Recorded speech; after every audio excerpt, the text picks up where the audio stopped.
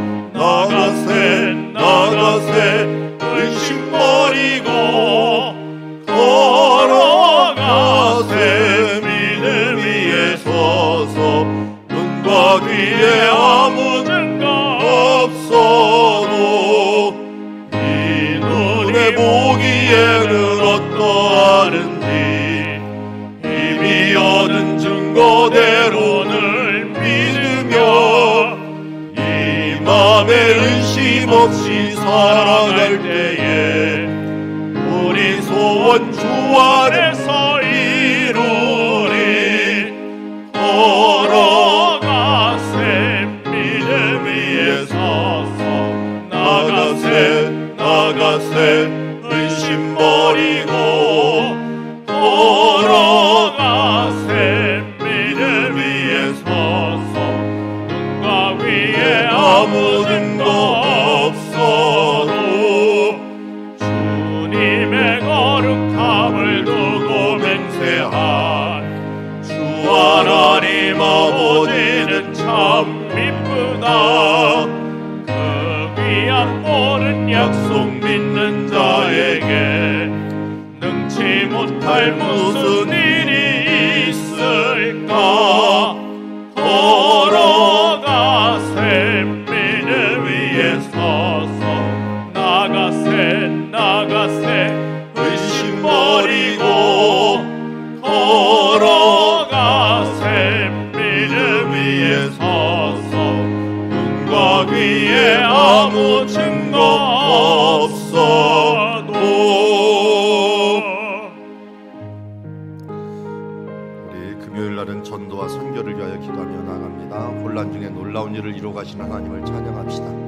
어려움 중에 친족과 지역의 구원의 역사가 일어나게 하여 주옵시고 수원과 용인 화성 지역의 가난한 심령이 돌아오게 하시며 선교사님과 또 이 선교지에 하나님의 은혜가 임하고 또 선교사님들에게 지혜와 권능을 주시옵소서.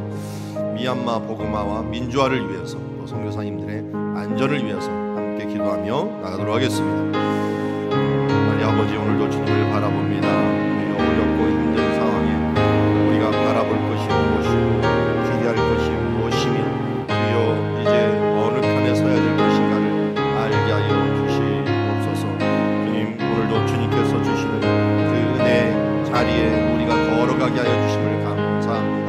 주여, 나도 모르는 사이에 가장 좋은 것으로 주여 최고의 것으로 인도하시는 하나님께 감사하며 찬양하며 주님과 주여 온전한 길, 헛되지 않은 길 걸어갈 수 있도록 아버지 붙들어 주시고 함께하여 주시옵소서.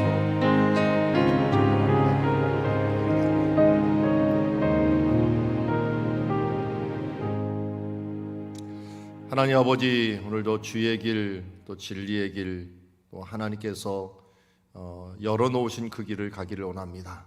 내가 곧 길이요 진리요 생명이라고 말씀하셨사오니 오직 길이요 생명 되신 하나님 아버지를 또 주 예수 그리스도를 바라보며 나아가는 오늘 하루 될 수 있도록 축복하옵소서. 예수님의 이름으로 기도드리옵나이다. 오늘 우리에게 주신 하나님의 말씀은 출애굽기 14장 1절부터 14절 위기의 상황에서 바라볼 것이라는 제목을 가지고 말씀을 보도록 하겠습니다.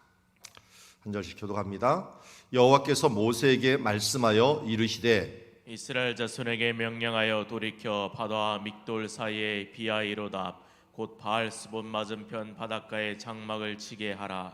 바로가 이스라엘 자손에 대하여 말하기를 그들이 그 땅에서 멀리 떠나 광야에 갇힌 바 되었다 하리라. 내가 바른 마음을 완악하게 한즉 바로가 그들의 뒤를 따르리니 내가 그의 온 군대로 말미암아 영광을 얻어 애굽 사람들이 나를 여호와인 줄 알게 하리라 하심에 무리가 그대로 행하니라.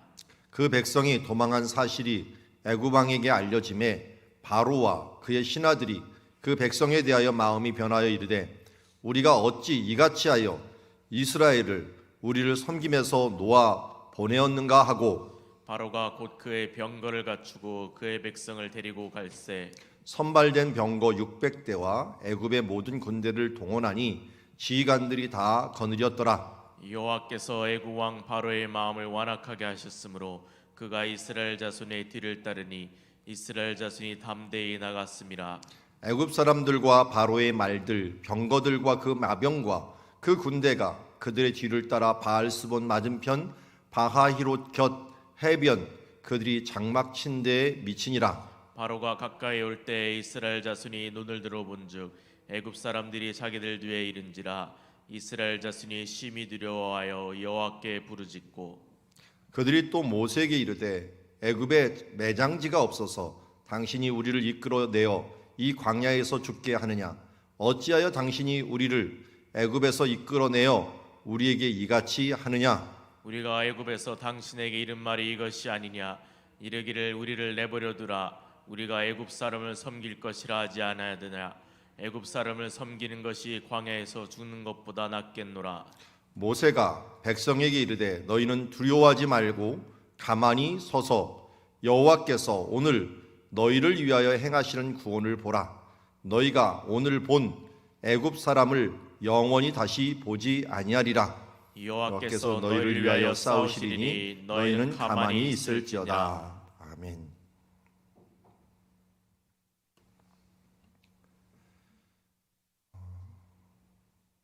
출애굽 과정에서 좋은 것만 있었던 것이 아니라 이런 위협적인 일들도 있었습니다. 어떻게 보면 애굽을 빠져나가기도 전에 어떤 홍해 같은 것들이 경계라고 할 수가 있는데요. 그 경계를 넘기도 전에 이런 일이 일어납니다. 이게 원래 실질적인 경계라는 것과요, 이상적인 경계라는 게 있어요. 이스라엘도 마찬가지입니다. 하나님께서 유브라데 강까지를 국경으로 주셨지만 어떤 역사에서도 이스라엘 백성이 유브라데 강 앞에까지 가고 살은 적은 없어요. 그런데 영향력이 미쳤던 적은 있어요. 통치권이 미쳤던 적은 있죠. 다윗과 솔로몬 때 이런 때가 있었죠. 애굽도 어떤 사람은 시내산도 시나이 반도도 애굽 땅 아니냐라고 얘기하는 사람들이 있어요. 영향력 면에서는 애굽 땅이라고 할 수가 있지만 거기 가서 애굽 사람이 사는 예는 없어요. 미디안 유목민이라든지 뭐 광야니까요. 유목민들이 살았지 애굽 사람들이 살았던 일은 없습니다. 애굽 사람들이 살았던 일들은 우리가 오늘 보고 있는 요 바다라고 알려져 있는 홍해 앞에 거기까지가 애굽 사람들이 살았던 한계선이다. 그래서 우리나라로 보자면 뭐 한라에서 백두까지라고 하고 이스라엘에서는 단부터 브엘세바다 이렇게 사람들이 사는 곳인데요. 이제는 막 빠져나가기 직전입니다. 여기 이제 큰 호수 하나가 있는데 호수를 뭐 호수하고 바다의 구분이 이스라엘은 없기 때문에 그냥 바다라고 이야기를 했지만 실제로 호수인 걸 봅니다. 여기를 건너버리면 이제 더 이상 올 일이 없어요. 근데 잘 보면 우리 13장 마지막에 보면 구름 기둥과 불 기둥이 이스라엘을 인도했어요. 구름 기둥과 불 기둥이 인도해 갖고 데리고 온 지역이 어딘가 봤더니 바닷가에 장막을 치게 했다라고 합니다. 앞에는 바닷가, 뒤에는 조금 있으면 하나님 누구를 준비를 했어요? 바로를 준비했어요. 잘 보니까 바로에 대해서 하나님께서 그 마음을 4절 보세요. 바로의 마음을 완악하게 한즉, 바로가 스스로 마음을 완악하게 한 게 아니라요, 하나님이 그 마음을 조작을 하신 거예요. 그 마음을 악한 대로 더 놔두면서 그가 더 완악하게 되면서 이제 이스라엘 뒤를 따르게 됐습니다. 10개의 재앙을 또 까맣게 잃어버려요. 그동안 얼마나 험한 일을 당하고 애굽이 그것 때문에 큰 재앙을 받았는데도 불구하고 이상하게 이 악인들이 마음이 완악해지면요, 굳어지게 되면 그런 것들이 보이지 않아요. 그래서 망할 때 보면 사람들이 정말 어리석게 행동을 하다가 망해요. 망하는 게 순간이더라고요. 그래서 사람들의 마음이 정말 완악해지면서 순간적으로 판단을 계속 잘못하면서 몇 번 반복하면은 그걸로 그냥 그 인생과 그 나라가 망하는 것을 보게 됩니다. 여기서도 바로가 완악하게 했다는 거예요. 근데 이게 누가 했다가 하나님이 하셨어요. 그래서 그 뒤에 보면 그들의 뒤를 따르니 내가 그와 그 온 군대로 말미암아 영광을 얻어 애굽 사람들이 나를 여호와인 줄 알게 하리라 하심에 무리가 그대로 행하니라. 자, 이스라엘은 앞에는 바다, 이 큰 거대한 호수예요. 호수라도 우리나라 호수 개념을 생각하면 안 됩니다. 이 끝이 안 보이는 호수니까요. 큰 호수가 애굽에도 있어요. 근데 그 호수고 뒤에는 애굽 군대. 이걸 지금 누가 마련하는 거예요? 이 세팅을 하나님이 마련하시는 거예요. 그러니까 이처럼 하나님께서 우리의 상황에서도 이렇게 몰고 가실 때가 있다는 거예요. 그런데 그 상황이 무엇을 위한 것이라고요? 영광을 얻어 이 애굽 세상 사람들이 나를 여호와인 줄 알게 하리라. 하나님의 영광을 위해서 때로는 요단강가에 서게 하시고 홍해 앞에 서게 하시는 하나님을 모습을 보게 됩니다.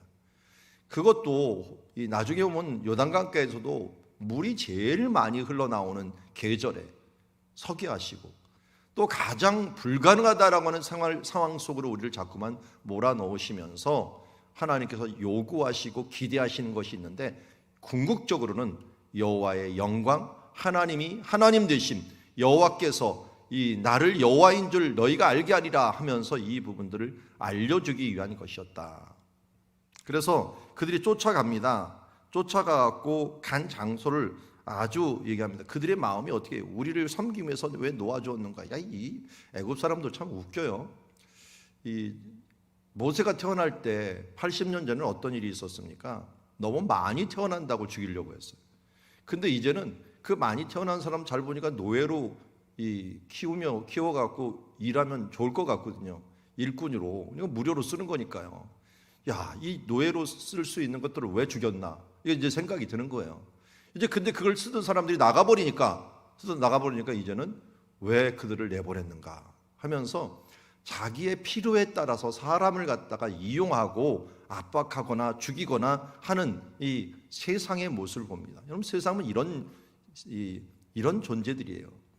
필요할 때는 이용해 먹고, 또 너무 자기가 위협적일 때는 죽여버리고 하려고 하는 이런 모습이요. 또 어떻게 도망간다 싶으면 그들을 갖다가 쫓아가갖고 어떻게든지 올가매려고 하는.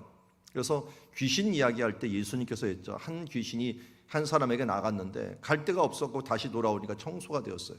그 마음이 청소. 그래서 어떻게 됐어요? 7 귀신을 데리고 와갖고 그를 점령하니 그 전보다 후가 더 안 좋게 되었다라고 하는 표현을 이야기하는 것처럼, 우리가 신앙에도 요요 현상이 있다는 거 잊지 마십시오. 하나님 앞에서 우리가 오늘 이제 금식을 하고 기도를 하고 간절히 소원하지만 그 신앙을 유지하지 못하고 더 한 단계 올라가지 못하면 차라리 더 안 좋아지는 결과가 있다는 거예요. 그래서 우리는 성장하지 않으면 더 퇴보한다는 것, 중간은 없습니다. 그냥 굳어져 가고 더 퇴보할 수 있기 때문에 우리는 성장해 한 단계 올라가지 않으면 그 다음부터 미끄러가는 거예요. 우리 언덕을 올라갈 때는 마찬가지예요. 이 극경사 언덕을 막 기어서 올라간다고 합시다. 올라가면은 그 다음부터 한 단계로 올라가는 거예요. 그런데 중간에 가다가 가만히 있으면 주르르르 미끄러져 버립니다. 힘이 더 빠지고 더 올라가기 힘들게 되는 것입니다. 그래서 지혜로운 사람들은 한 번 시도를 할 때 한 단계를 딱 오를 수 있는 다윗과 같이 어려움과 힘든 그 부분들 통해서 이 하나님의 영광을 얻을 수 있도록 한 단계를 오를 수 있는 그런 사람들, 이런 사람들이 참 지혜로운 사람이고, 지금 뭐 코로나19 이 사태라고 했지만 어떤 사람들은 이 단계를 이용해 갖고 더 좋은 단계로 가요. 저도 저와 함께 공부하는 이런 사람들을 보면은 야, 이제 이때가 정말 공부하기 좋은 때다 하면서 하나님의 말씀을 더 열심히 공부하고 또 그 말씀을 또 사람과 나누려고 하는 사람들도 얼마나 많은지 몰라요. 주변에 보면은 정말 사모하는 사람들, 우리 교회에서도 소통하는 사람들, 예전에 저런 사람이 아니었는데 하면서 한 단계 뛰어 올라와 갖고 말씀을 나누는 사람들 보면 제가 얼마나 뿌듯하고 감사한지 몰라요.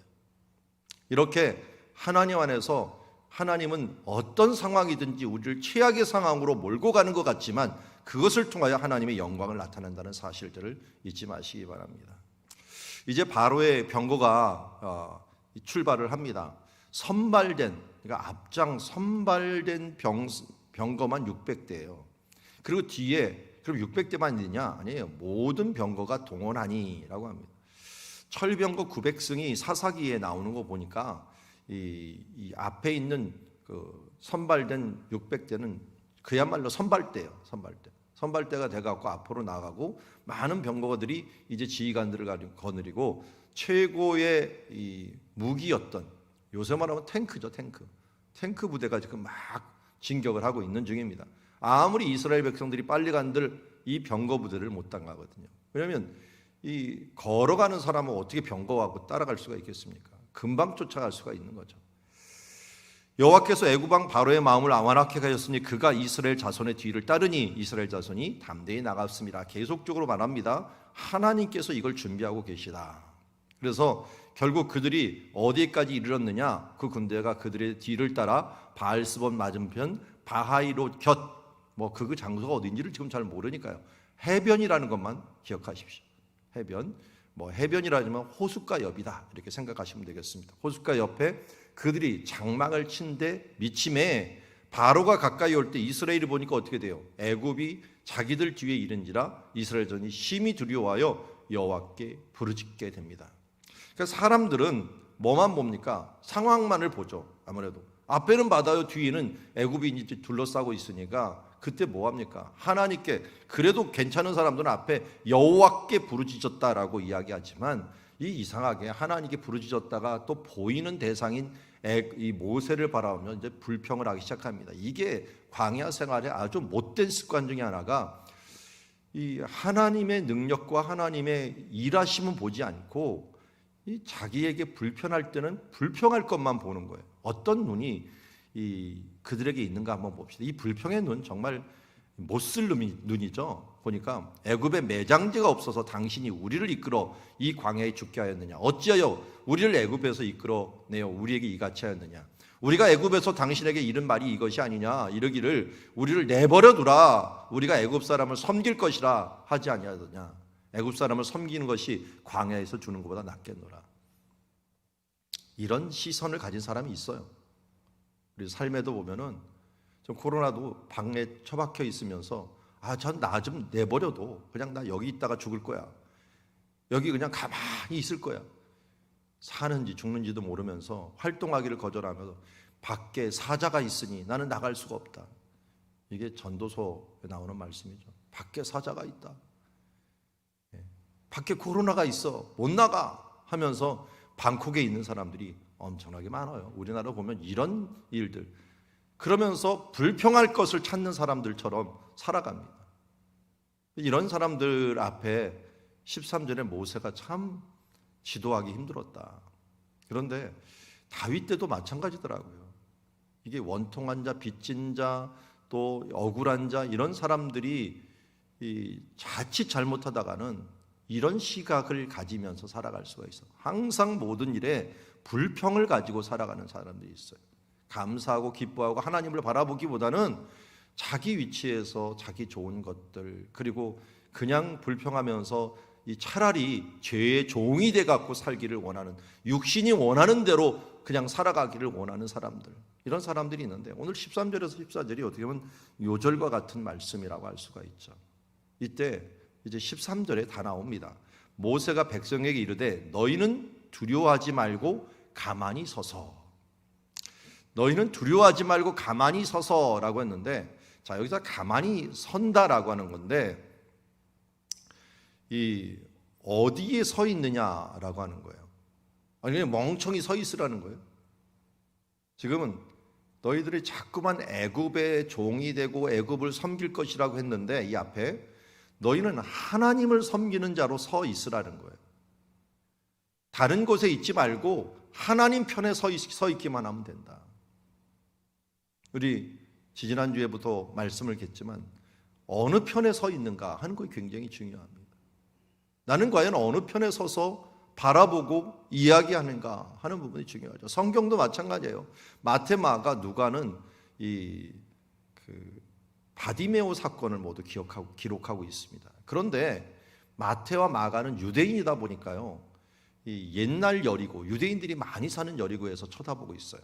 그리고 누가는 바디메오를 어디서 쳐다보면 삭개오가 살았던 신약 시대 여리고에서 쳐다보고 있어요. 그러니까 성경에 무슨 말이 나오냐면 예수님께서 여리고에서 나오시다가 바디메오를 만났다라는 표현을 쓰고 있고요. 그리고 누가만 여리고에 들어오시다가 바디메오를 만났다라고 얘기를 하고 있어요. 어느 관점에 서 있느냐가 들어온다 나온다라는 것들을 결정할 때예요. 근데 왜 이렇게 다르게 관점을 기록했느냐라고 하는 것들은 어느 편에 서 있느냐 하는 거예요. 이건 둘 다 어느 편에 서도 상관이 없어요. 유대인 편에 서든 삭개오 편에 서든 그거는 크게 문제가 없어요. 그런데 이건 세상 편과 하나님 편은 이거 완벽하게 틀립니다. 어느 편에 서 갖고 문제를 바라보느냐에 따라서 이렇게 불평하는 사람들이 있고, 모세처럼 하나님이 역사하겠구나 믿음의 눈이 보니까 우리는 이미 알고 있죠. 하나님께서 이 군대를 통하여 이 바다를 통하여 하나님의 영광을 나타냈다. 홍해를 건너는 사건을 우리가 너무 잘 알고 있으니까요. 하나님의 영광을 나타내기 위하여 이 일들을 하고 있으니 우리가 어느 편에 서 있는가가 멸망해 홍해로 이 모두 멸망하는 존재인가, 아니면 홍해를 건너면서 영광을 얻는 존재로 될 것인가 하는 부분들이 결정이 된다는 것입니다. 우리는 하나님 편에 서서 가만히 서서 하나님께 모든 것을 맡기고 그 안에서 서서 있으라고 말씀하고 있습니다. 두 번째로 보니까 여호와께서 너희를 위하여 맹세하는 구원을 보라 라고 얘기합니다.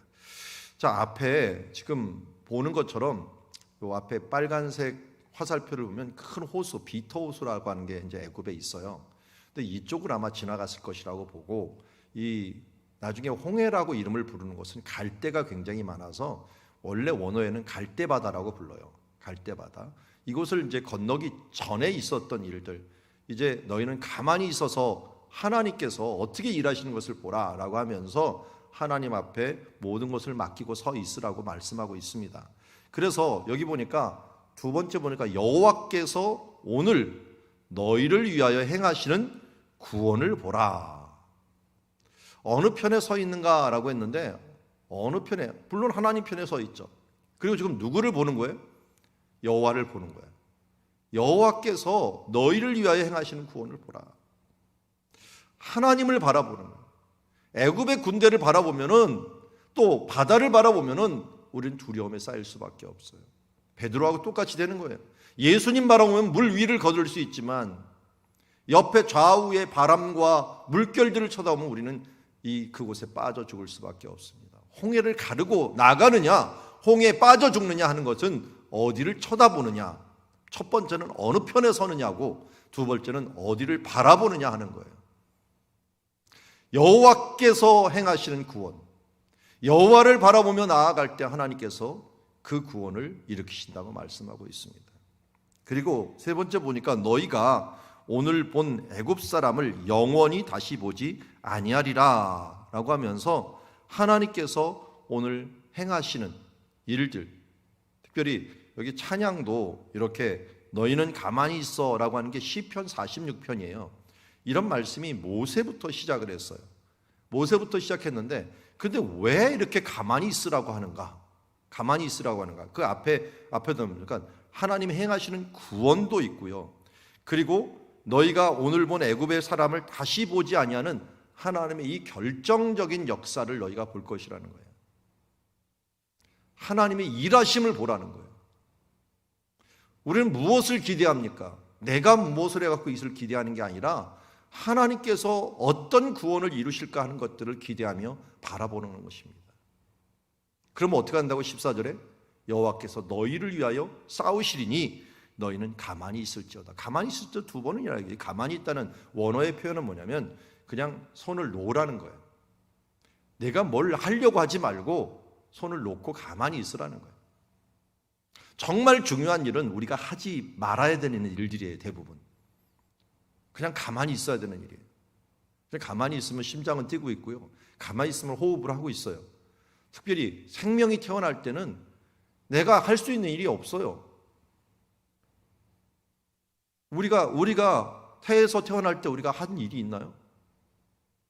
부모가 대신해 줬어요. 어머니가 대신해 갖고 우리를 다 낳아준 거예요.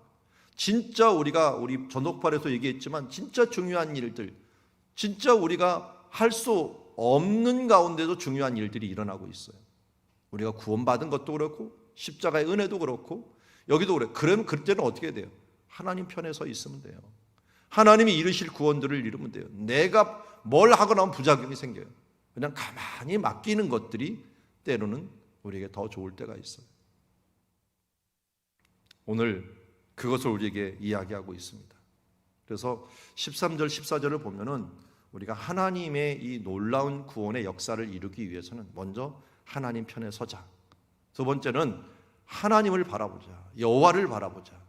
세 번째는 그의 일을 기대하자. 하나님께서 이루실 것들을 기대하면서 우리는 조용히 주께 간절히 바라보면서 나아가자라고 하는 놀라운 일들을 오늘도 우리가 이뤄가기를 원합니다. 우리 너희는 가만히 있어. 이 찬양 너무도 잘 아는 찬양인데요. 우리 한번 불러볼까요?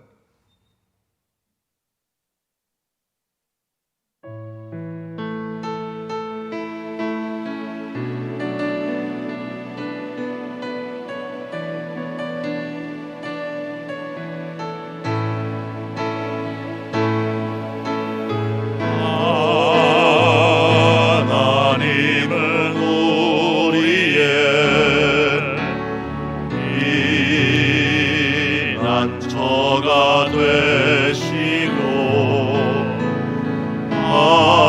환난 중에 우리의 힘과 도움이시라.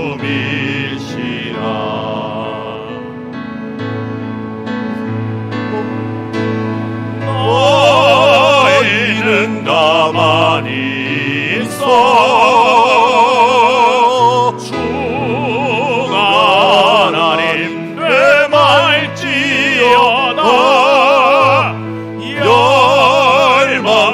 세계 가운데